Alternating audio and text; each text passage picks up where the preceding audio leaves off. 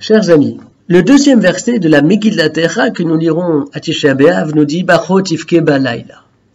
Tzion a pleuré, beaucoup pleuré dans la nuit, la destruction du Beth Amikdash, la destruction de Yerushalayim, c'est la tragédie pour le peuple, c'est la catastrophe pour la nation, et Tzion se met à pleurer. La répétition de la racine Bacha qui veut dire pleurer, Bachot Tivke, renvoie à l'intensité, à l'immensité de la peine et de la détresse.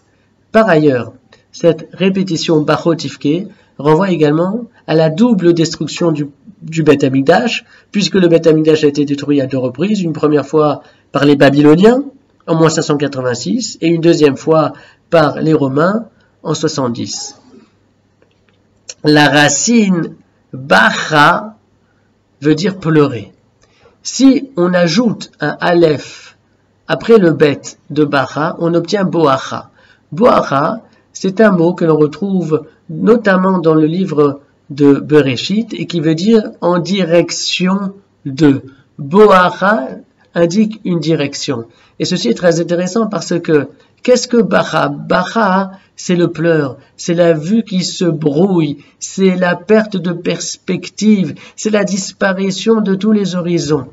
Et si on ajoute un Aleph, alors Bacha devient Boacha. Le Aleph représente toujours la cause première, celui à partir duquel tout a été créé et formé, c'est-à-dire le Halufo Shel Olam, le Aleph du monde, Dieu. À partir du moment où on intègre Hachem dans cette dimension du pleur, alors se dessine Boacha, se dessine une voie de salut, une voie de secours, déjà la route vers la reconstruction.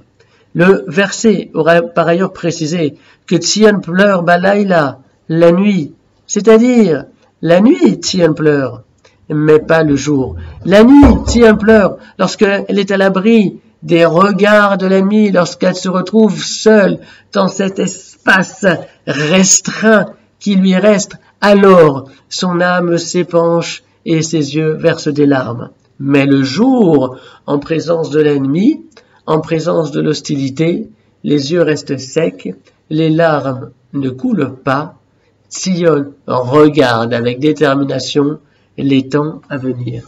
Dans le Chadodi que nous récitons le vendredi soir, il y a ces magnifiques mots où il est dit Migdash Melech, sanctuaire du roi, Ir Melucha, ville royale, Kumitzi mitocha afecha, lève-toi et sors et quitte le tumulte dans lequel tu es plongé.